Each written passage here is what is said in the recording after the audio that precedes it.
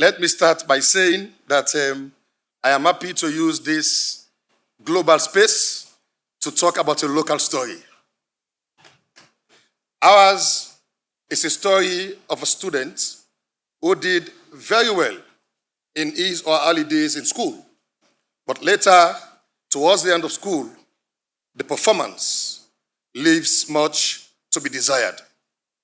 Sierra Leone is among the pioneers of broadcasting, at least in Black West Africa. As far back as 1934, we had the first radio station, and in 1801, we had a newspaper. The content of public interest media was arguably very high at that time.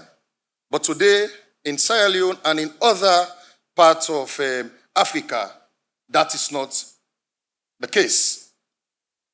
So I'd like to start our story by starting with a quote which came from a national consultation we had in the country, in which media practitioners, civil society and others said that they wanted the government to allocate 3% of the annual national budgets to media investment and development. Imagine, 3%. As small as our economy is, when that percentage is translated into figures from the Ministry of Finance, we are talking about close to 30 million US dollars. If we put that into the media in Sierra Leone, then I'm sure we'll be the big boys, not only in Africa, but even in other parts of the world. So this is the ambition of Sierra Leone's public interest media. It started with national consultations across the country.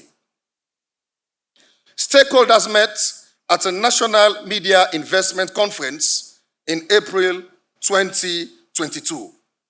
And the president of Sierra Leone was there, and the 3% pronouncement was made. So one of the recommendations was for the government and development partners to commit to a fund for public interest media.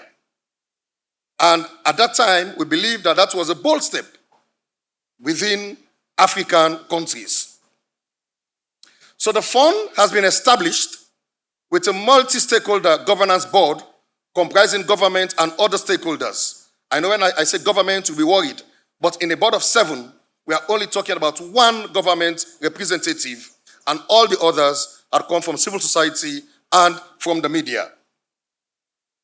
So the fund has received grant from IFPIM, which is the International Fund for Public Interest Media.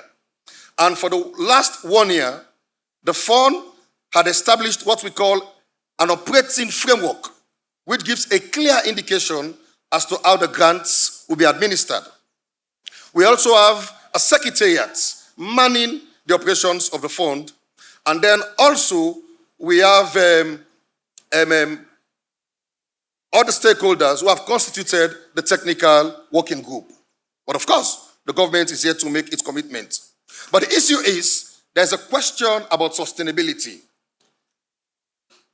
The grant, as we know, cannot last forever. So the question is, what next beyond the grants? We believe that we may go back to the public to see how they can support public interest media. But also, there's the fundamental question about our very business models. How were those models developed? To what extent have they taken into cognizance our own context and reality? So we may need to look at alternative businesses that may be able to support the idea of public interest media. And when we talk about public interest media content, as we have argued in our fund, we are not talking about a new model or a new type of journalism.